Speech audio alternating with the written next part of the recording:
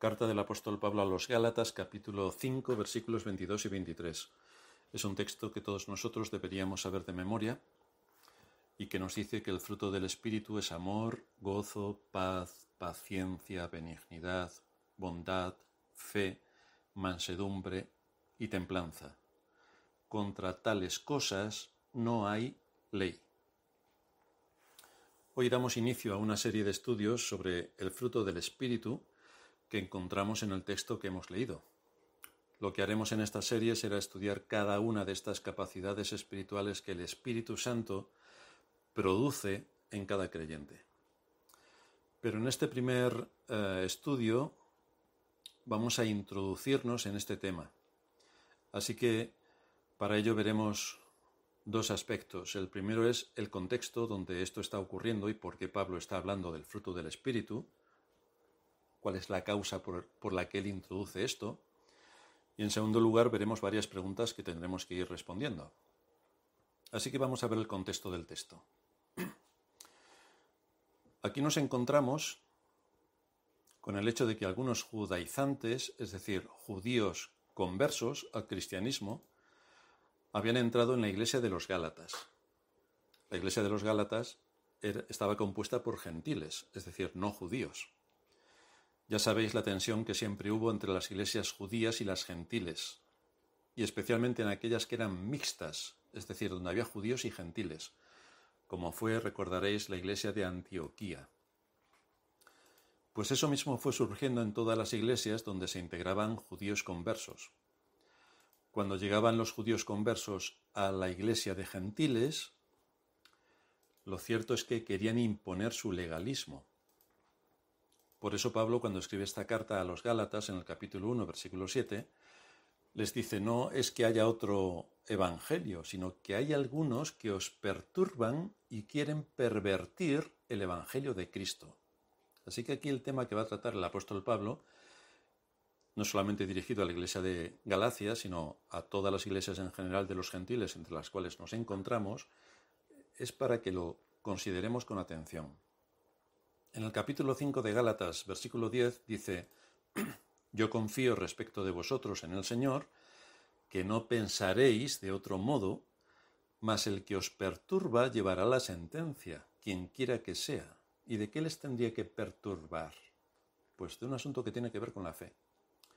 En el capítulo 6, versículo 12, todos los que quieren agradar en la carne, estos os obligan a que os circuncidéis, solamente para no padecer persecución a causa de la cruz de Cristo.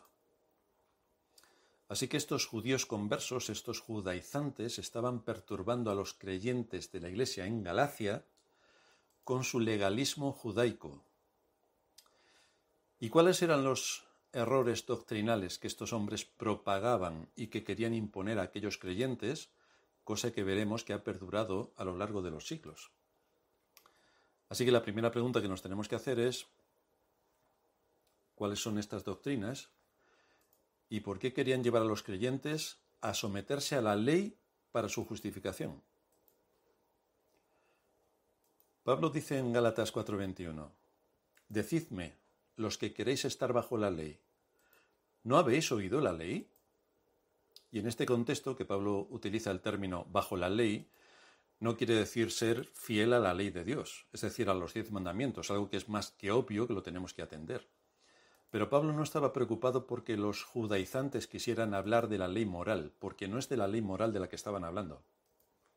Más bien estar bajo la ley en este texto se cita en el sentido en que los judaizantes lo enseñaban, es decir, obedecer la ley con el fin de obtener méritos y ganar el favor de Dios y por tanto la salvación. Hago méritos, Dios ve que soy buena persona y entonces me salva. Eso es lo que ellos estaban planteando. Usaban el que pudieras cumplir la ley como un medio de justificación. Y todo esto se iniciaba por medio de la circuncisión, algo que estaba muy arraigado en su cultura, por cuanto desde los tiempos de Abraham todos los israelitas se habían circuncidado. Hacía muchos siglos que esto venía ocurriendo. Por lo tanto, para ser salvos, el propósito de estos hombres es que querían que esta iglesia en Galacia, a la que habían llegado, se circuncidaran los gálatas. Es exactamente lo que hacen los católicos con el bautismo. Si estás bautizado, vas al cielo. La pregunta entonces que nos tenemos que hacer es, ¿un acto externo implica una situación eterna? ¿Por el solo hecho de ser circuncidado, vas al cielo? ¿Por el solo hecho de ser bautizado, vas al cielo? Entonces cualquiera que se circuncide en cualquier lugar, o cualquiera que se bautice en cualquier lugar, ¿entra en el reino de los cielos solo por eso? Porque si es así, ¿cuál sería el propósito de la venida de Cristo, la segunda persona de la Trinidad, que vino a este mundo? ¿Y por qué causa tuvo que morir? Si luego hay que añadirle además un acto externo, es decir, que te tienes que bautizar, y si no te bautizas, no entras en el reino de los cielos. Por esa razón, Pablo argumenta en Gálatas 5:2. Yo, Pablo, dice, yo, Pablo, os digo que si os circuncidáis, de nada os aprovechará Cristo. Y otra vez testifico a todo hombre que se circuncida, que está obligado a guardar toda la ley. Así que aquí tenemos por una parte esta afirmación. Si te circuncidas, estás obligado a guardar toda la ley.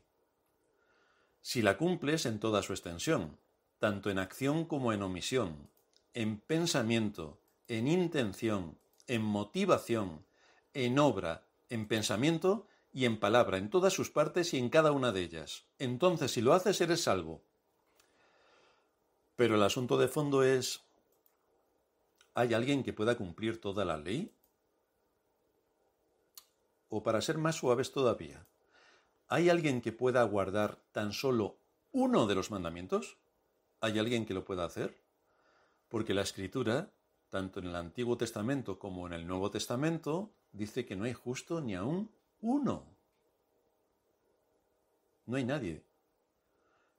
Así que, ¿cómo va a haber alguna persona que sea capaz de salvarse cumpliendo los mandamientos? Esto por una parte. Pero por otra tenemos que hacernos otra pregunta. ¿Cuál es el estado en el que viene cada ser humano a este mundo? ¿Cuál es el estado en el que viene? ¿No somos descendientes de una raza caída? Porque Adán cayó y su naturaleza fue corrompida por su desobediencia. Y este es el aspecto crítico de este tema. Todos los descendientes de Adán son seres caídos. Absolutamente todos los descendientes de Adán merecen la condenación por heredar la corrupción de la naturaleza que tenía su padre, nuestro padre, Adán. Por eso Pablo en Romanos 3:23 afirma, por cuanto todos pecaron y están destituidos de la gloria de Dios. Todos. Y aquí el término todos es universal. Se refiere a toda la humanidad sin excepción. Se refiere a todos los seres humanos, a todos y cada uno de los seres humanos. Es un término universal, a todos, sin excepción. Sin embargo, nos encontramos en que la teología de la religión católica y la creencia de la mayoría de los evangélicos piensan que un niño que muere en el seno materno o que muere hasta cierta edad va al cielo por razón de que no ha cometido ningún pecado. Esto supone que se puede entrar en el reino de los cielos a expensas de Cristo y de acuerdo a las obras, porque es por los méritos de omisión que un niño tiene entrada en el reino de los cielos. Así que la pregunta que nos debemos hacer es, ¿una persona es pecadora porque peca o peca porque es pecadora? Es decir, Cristo vino a buscar y a salvar lo que se había perdido, pero resulta que los niños, que son herederos naturales de Adán, que tal y como dijera David, ha sido concebido en pecado, resulta que son salvos sin necesidad de Cristo. en este hipotético caso que expone la cristiandad en general, la edad sí que determina si eres salvo o no. Es decir, que si en vez de morirte a los 90 años, te mueres a los 90 días, eso determina que eres salvo. No es Dios ni su voluntad, ni siquiera el hecho de que enviase a Cristo a morir por los suyos, lo que determina tu salvación, sino que lo que determina tu salvación es que te mueras siendo bebé o un niño hasta cierta edad. ¿Pero esto es lo que enseña la Escritura? Desde luego nosotros no sabemos quiénes se salvan. No sabemos si Dios salva a todos los niños o si no salva a ninguno. Nosotros no lo sabemos. Lo que sí sabemos es que si Cristo no ha muerto por un pecador y el Espíritu no lo regenera de acuerdo a la voluntad de Dios, que es quien derrama su gracia, es completamente imposible que ese pecador se salve. Porque es así como un niño viene a este mundo, siendo pecador.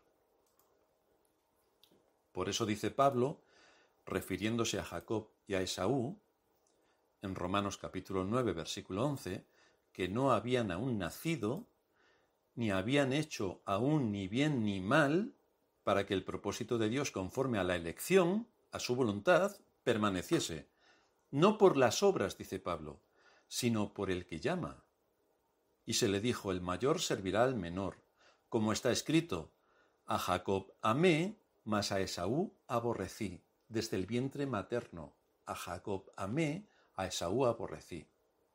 Y entonces dice Pablo, ¿qué diremos? ¿Que hay injusticia en Dios? ¿Porque elige?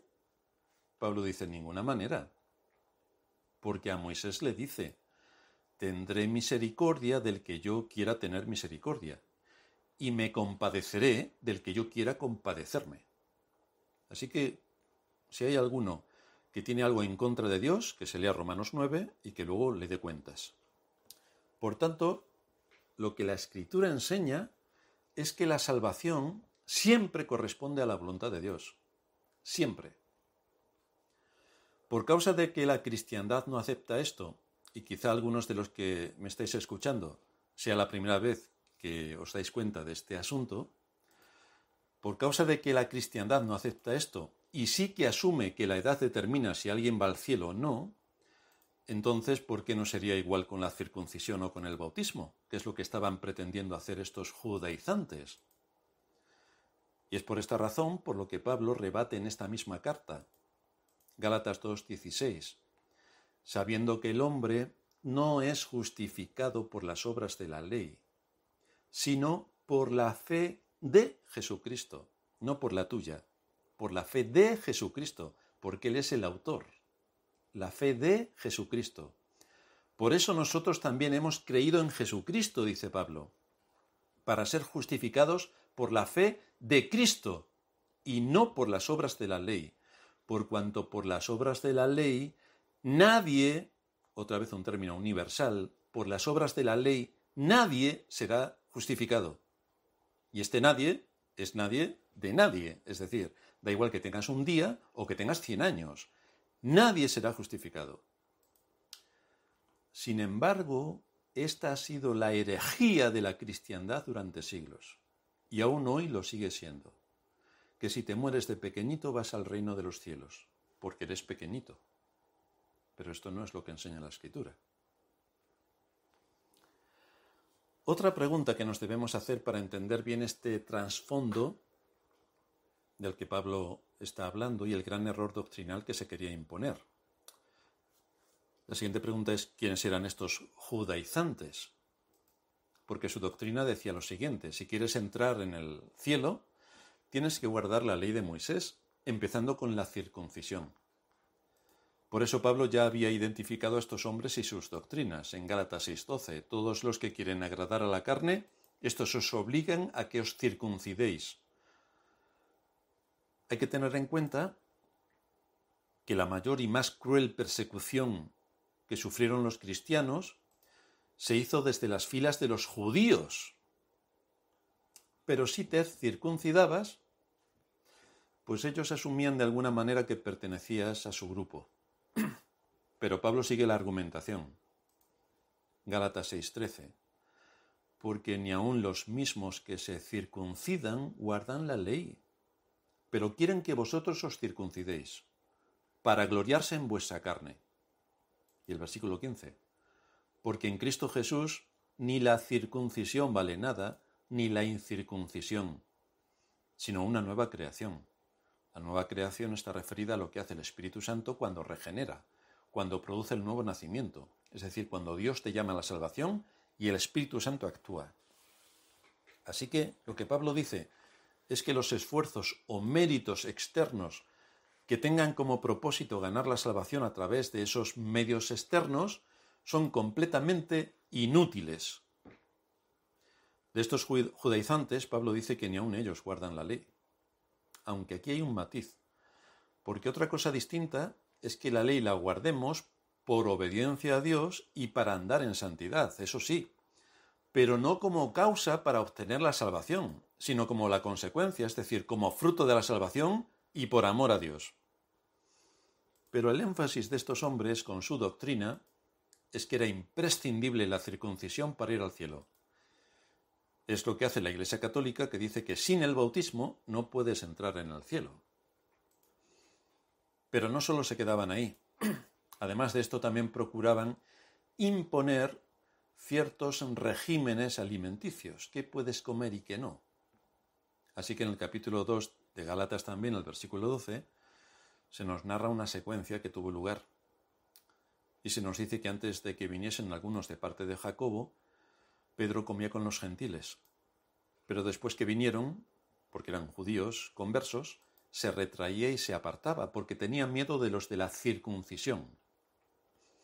Así que aquí Pablo, con el término los de la circuncisión, se estaba refiriendo a los judaizantes, a los judíos conversos.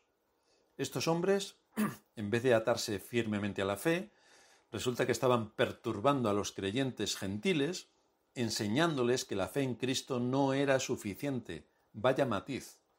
Es lo que hace también la Iglesia Católica. La fe más las obras. Pues es lo que continuamente está combatiendo aquí Pablo en las iglesias gentiles, ahora específicamente en la de los Gálatas, en contra de las enseñanzas de los judaizantes. La fe en Cristo no era suficiente. Había que circuncidarse. Y tenían además que dejar de comer ciertas cosas, aparte de someterse a algunas otras cuestiones de la ley ceremonial. Es también lo que hacen los católicos, que en Semana Santa no comen carne, comen bacalao, que es más caro. Pero bueno, o comen también esos frutos verdes que están tan horriblemente malos. Pero esto es lo que intentaban imponer. Es decir, para salvarte tienes que seguir cumpliendo la ley de Moisés. Pero esto ya se trató en el primer concilio de Jerusalén. Allí Pedro tomó la palabra en medio de un ambiente de tensión, cuando llegaron los enviados, Pablo, entre otros, cuando llegaron de la iglesia de Antioquía, que es donde surgió el primer problema importante, porque era una iglesia muy grande. Así que en Hechos 15:7 se nos dice que después de mucha discusión, Pedro se levantó y les dijo: varones hermanos, esto estamos hablando en Jerusalén, en un contexto ya judío, pero de judíos convertidos. Varones hermanos, dice Pedro, vosotros sabéis, como ya hace algún tiempo, que Dios escogió que los gentiles oyesen por mi boca la palabra del Evangelio y creyesen. Y Dios, que conoce los corazones, les dio testimonio dándoles el Espíritu Santo. Matiz, lo mismo que a nosotros. Y ninguna diferencia hizo entre ellos y nosotros, purificando por la fe sus corazones. Ahora pues, ¿por qué tentáis a Dios poniendo sobre la cerviz de los discípulos un yugo que ni nuestros padres ni nosotros hemos podido llevar? Toda la ley ceremonial. ¿Por qué ponéis este yugo? Antes creemos, dice Pedro, que por la gracia del Señor Jesús seremos salvos, de igual modo que ellos. Por la gracia de Dios seremos salvos. Así que aquí el asunto vuelve a ser: ¿cómo se salva el pecador? No es cómo se salva el judío o cómo se salva el gentil, sino cómo se salva el pecador. ¿Lo hace guardando la ley de Moisés o lo hace por la gracia de Dios, por medio de la fe, que es un don de Dios? Porque esto es lo que Pablo enseñó a las iglesias con toda autoridad. Efesios 2:8, por gracia sois salvos por medio de la fe, y esto no es de vosotros, porque es un don de Dios. y no es por obras, para que nadie se gloríe. Por gracia sois salvos. Y después de oír a Pedro en este primer concilio, o en esta conferencia, se levantó Pablo y Bernabé para ratificar lo que estaba ocurriendo. Y en el versículo 12 del capítulo 15 de Hechos, se nos dice que toda la multitud que estaban allí cayó y oyeron a Bernabé y a Pablo que contaban cuán grandes señales y maravillas había hecho Dios por medio de ellos entre los gentiles. Es decir, los gentiles han sido llamados a la salvación, sin que ninguno de ellos hubiera guardado la ley ceremonial. Ellos han creído en Cristo por la fe. Y finalmente habló Santiago, el pastor de la iglesia en Jerusalén, hermano del Señor, hermano de carne del Señor, quien hace un resumen diciendo que la misión entre los gentiles era el cumplimiento de las profecías del Antiguo Testamento. Esto era un aspecto incluido en el plan de redención. Hechos 15:13. Cuando ellos callaron, Jacobo, Santiago, respondió diciendo: varones hermanos, oídme. Simón, Pedro, ha contado cómo Dios visitó por primera vez a los gentiles, para tomar de ellos pueblo para su nombre. Y en esto concuerdan las palabras de los profetas, como está escrito: después de esto volveré y reedificaré el tabernáculo de David que está caído, y repararé sus ruinas, y lo volveré a levantar, para que el resto de los hombres busque al Señor. Fijaos, y todos los gentiles sobre los cuales es invocado mi nombre. El anuncio del Evangelio hasta el fin de la tierra.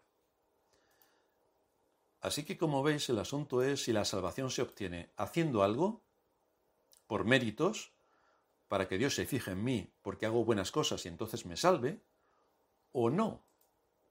Porque esta es la doctrina perversa de los judaizantes que ha impregnado a toda la cristiandad. Esto es lo que cree al 100% el catolicismo romano, y esto es lo que ya creen muchos evangélicos. Así que Pablo afirma, Gálatas 5:4, de Cristo os desligasteis los que por la ley os justificáis. De la gracia habéis caído. Vaya advertencia. Es decir, si la ley es la que os justifica, porque vosotros hacéis obras para ser justificados delante de Dios, ¿para qué ha venido al mundo Cristo, la segunda persona de la Trinidad? ¿Para qué ha dejado su trono de gloria? ¿Para qué se ha humillado haciéndose un simple mortal? ¿Para qué ha sido expuesto vergonzosamente en una cruz? ¿Para qué ha sido clavado? ¿Para qué ha derramado su sangre? Si resulta que alguien puede ser justificado por el cumplimiento de la ley. Es decir, puedo ser buena persona, porque eso es que cumplo la ley, y entonces soy salvo. Es por todo esto que estaba en el ambiente lo que llevó al apóstol Pablo a escribir esta epístola. De ahí que les exhorta severamente. Gálatas 5:16. Digo pues, andad en el Espíritu y no satisfagáis los deseos de la carne. Este es un mandato imperativo. Lo que Pablo está diciendo es que los creyentes tienen que procurar vivir de acuerdo a la obra que el Espíritu Santo ya ha hecho en ellos y que les lleva a andar en el camino de santidad. Pero otra cosa es que la forma de vida y tu conducta o tus buenas acciones te provean de lo que necesitas para entrar en el reino de los cielos, o que te creas que es así por medio de cosas externas, como es la circuncisión, en este tiempo el bautismo, o por medio de un régimen alimenticio especial, puedas entrar en el reino de los cielos. Esto no funciona así. Nadie, absolutamente nadie, entrará en el reino de los cielos por su buena conducta. Ser buena persona no sirve para entrar en el reino de los cielos, porque todo lo que el hombre aporta es una abominación ante Dios. Dios solo acepta el sacrificio expiatorio de Cristo. Por eso la Escritura es reincidente cuando dice, solo Cristo salva. Nosotros nos podemos presentar delante de Dios a través de Cristo, pero no directamente, por medio de Cristo. Él es nuestro mediador, es el quien ha hecho la obra de justificación. Su papel en la historia de la redención es imprescindible, es vital. Sin Cristo no podemos ser salvos. Por eso Pablo a los colosenses otra iglesia gentil, les dice lo siguiente, Colosenses 2:20. Si habéis muerto con Cristo, en cuanto a los rudimentos del mundo, ¿por qué, como si vivieseis en el mundo, os sometéis a preceptos tales como no manejes, ni gustes, ni aun toques, en conformidad a mandamientos y doctrinas de hombres, cosas que todas se destruyen con el uso? Tales cosas, es decir, no puedo comer esto, no puedo ir a este sitio, porque si no, no me gano la salvación. Es que si hago lo contrario, me gano la salvación, lo dice en este sentido. Tales cosas tienen a la verdad cierta reputación de sabiduría en culto voluntario, en humildad y en duro trato del cuerpo, pero no tienen valor alguno contra los apetitos de la carne. Es decir, el limitarse a cosas externas, a me tengo que bautizar, a no puedo comer este tipo de alimento, a no puedo hacer esto o puedo hacer lo otro para ganarme la salvación, no te sirve absolutamente para nada. Tú crees que haces algo interesante. A ti te puede parecer lo que aquel joven rico. Señor, todos los mandamientos he cumplido para entrar en el reino de los cielos. ¿Qué más me falta? Iba sobrado el hombre, cuando resulta que no podemos cumplir ninguno de los mandamientos. Pero el matiz aquí es que estamos hablando de medios que el hombre imagina o se crea o considera que son necesarios para obtener la salvación. Medios para obtener la salvación. Evidentemente que tenemos que apartarnos de muchas cosas, pero aquí se está refiriendo a que el matiz que los judaizantes le daban al tema de la ley, como hacen los católicos y ya cada vez más evangélicos, es que haciendo tales cosas obtienes la salvación. Pero esto no funciona así. Pablo nos dice que en vez de andar sometido a tales cosas, debemos andar guiados por el Espíritu, en dependencia del Espíritu de Dios, que nos habla y nos enseña a través de las Escrituras. Por eso es importante estudiar las Escrituras. ¿Por qué razón creéis que estuvieron las Escrituras prohibidas durante siglos? Porque lo que enseñaba la Iglesia Católica y lo que enseñaba la Escritura no se parecía en nada. Tiraba por tierra toda la doctrina de la Iglesia Católica. Así que, como hacen hoy los políticos, lo mejor es pervertir la ley, darle la vuelta, ocultarla y crear una maraña de mentiras. Así nadie sabe ni dónde está. Por eso fue necesaria la reforma. Y por eso la Escritura misma nos insta a escudriñarla continuamente, para que no nos engañen. Por eso tenemos que ir a la fuente. Y por eso tenemos que pensar. Esto cuesta mucho trabajo, pero hay que pensar, hay que pensar. Es el Espíritu que nos ha dado la vida. Por tanto, tenemos que escuchar la palabra de Dios que nos enseñe, que nos instruya, porque es el Espíritu de Dios quien la escribió para nosotros. Así que Pablo insiste, en Cristo Jesús ni la circuncisión vale nada, ni la incircuncisión, sino una nueva creación. Y a todos los que anden conforme a esta regla, paz y misericordia sea a ellos, y al Israel de Dios, que son todo el conjunto de creyentes que han venido a la salvación. De manera que andar en el Espíritu es lo opuesto a andar según la ley, es lo opuesto a andar según la carne, lo externo. Es qué es lo que aprendemos, qué es lo que Dios ha hecho en nosotros, que nos ha dado la salvación. No es qué tengo que hacer yo para obtener la salvación, sino ya que Dios me ha dado la salvación en Cristo por medio de la obra de su Espíritu, ¿cómo se supone que tengo que andar? Fijaos que son cosas que pueden enredar un poco la mente si uno no es muy cauto, pero la Escritura enseña clarísimamente que la causa de la salvación siempre es la gracia de Dios, quien en su voluntad nos hizo renacer a la vida. Pero luego viene la santificación, como estamos viendo en la serie de ese nombre, y nos lleva a saber cómo tengo que andar en este mundo.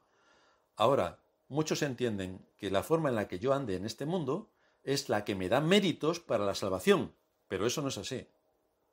Por méritos, ya ha dicho Pablo, que ningún ser humano podrá salvarse. También añade Pablo en esta carta a los Gálatas, capítulo 5, versículo 18, si sois guiados por el Espíritu, no estáis bajo la ley. ¿Quiénes son los que son guiados por el Espíritu? Pablo mismo lo define en Romanos 8:14, porque todos los que son guiados por el Espíritu de Dios, estos son hijos de Dios. La obra del Espíritu es imprescindible, porque el Espíritu es el dador de la vida. En la creación, el Espíritu de Dios se movía sobre la faz de las aguas, Y es el mismo Espíritu quien lleva también a cabo la creación espiritual, es decir, quien opera el nuevo nacimiento. Porque este nuevo nacimiento no depende de la voluntad del hombre. Desde la perspectiva humana, desde nuestra perspectiva, esto es lo que nos encontramos. Juan 1:12. Vamos a leer el 12 y el 13. Juan 1:12 nos dice que a todos los que le recibieron, a los que creen en su nombre, les dio potestad de ser hechos hijos de Dios. A todos los que le recibieron. Esto es desde la perspectiva humana. Ahora nos vamos a la perspectiva divina. Y la salvación ocurre así. Juan 1:13. Los cuales, es decir, aquellos que han sido hechos hijos de Dios, los cuales no son engendrados de sangre, ni de voluntad de carne, ni de voluntad de varón. Es decir, no es porque yo quiero. Es lo que está diciendo Juan. No son engendrados de sangre, ni de voluntad de carne, ni de voluntad de varón, sino de Dios. El asunto entonces es que la voluntad de Dios prevalece en la salvación. Es Él quien determina quiénes son sus hijos.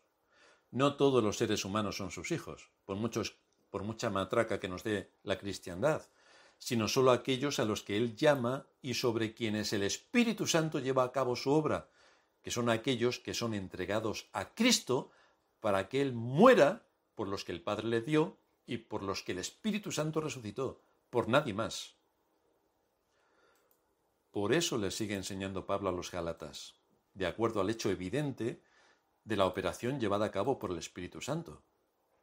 Y él dice en Gálatas 5:18, pero si sois guiados por el Espíritu, no estáis bajo la ley. Aquel que es un verdadero hijo de Dios no está bajo la ley. ¿Qué quiere decir esto? ¿Acaso no estamos bajo la obligación de guardar la ley moral de Dios? Estar bajo la ley en este contexto es estar bajo la ley según la doctrina que enseñaban los judaizantes a esta iglesia de Galacia, de los Gálatas. Pero Pablo les dice que si se dejaban llevar por aquellos falsos maestros, lo que podían esperar era el fruto de la carne, es decir, los deseos del corazón y pensar que entrarían en el reino de los cielos por las acciones u obras externas que pudieran llevar a cabo. Pero esto no es lo que enseña la Escritura. Por eso Pablo les insta para seguir solo a Cristo y dejarse guiar por su Espíritu de acuerdo a la enseñanza de la Escritura. Hay que estudiar las Escrituras, porque así verían las evidencias de una vida de santidad. De ahí que Pablo define el fruto del Espíritu como amor, gozo, paz, paciencia, benignidad, bondad, fe, mansedumbre y templanza, y él añade, cosas contra las cuales no hay ley. Es decir, este es el fruto del Espíritu que está por encima de la ley de los judaizantes y de la ley ceremonial. Ya no tenemos que guardar la ley ceremonial. Cuando obtenemos este fruto del Espíritu, eso tiene impacto para la vida. Porque no solamente estamos hablando de la vida eterna que en Cristo nos ha sido dada, que esto es lo más extraordinario que jamás hubiéramos podido pensar, que el Dios de los cielos, 3 veces santo, creador de los cielos y de la tierra, se fijase en nosotros, no por lo que éramos, sino porque en su propósito eterno estuvo el llamarnos a la salvación, y nos llamó antes de que existiera el mundo. Y en un momento concreto de nuestra historia personal, se nos reveló a Cristo, a quien conocimos, y por medio de la Escritura nos seguimos enriqueciendo de Él a través de lo que el Espíritu Santo va haciendo en nosotros. Y con todo esto nos lleva a la salvación, a la vida eterna que tenemos en Cristo. Esto es algo extraordinario, inimaginable, pero es lo que tenemos en Cristo. Pero no solamente debemos pensar en esto tan extraordinario y que nos ha sido dado por gracia, sino que ahora que todo esto ha sido volcado sobre nosotros, ¿cómo debemos vivir en el mundo en el cual estamos? ¿Cuál debe ser mi involucración? ¿Cuáles son las armas que tengo que usar para luchar por la justicia que emana de las Escrituras? ¿Cómo tengo que capacitar mi mente para someter mis deseos y actuar de acuerdo a la voluntad de Dios, sea donde sea que me haya puesto? En todo esto incide la Escritura. Este es todo el consejo de Dios, que como ya hemos dicho en otras muchas ocasiones, está extendido por todo lo que tiene que ver con las actividades del ser humano sobre este mundo. Actúa en todas las esferas y toca desde la más importante, que es nuestra relación con Dios, y nuestro corazón, nuestra mente y nuestra voluntad, hasta todo lo que nos envuelve y en lo que nos vemos inmersos en el mundo en el que nos ha tocado vivir. Así que tenemos una extraordinaria enseñanza sobre la que seguiremos avanzando acerca de qué es lo que Dios ha producido en el creyente y qué es lo que se espera que el creyente haga con todo lo que Dios le ha dado en su misericordia para este mundo. Terminamos con esto nuestra primera exposición. Vamos a orar para acabar.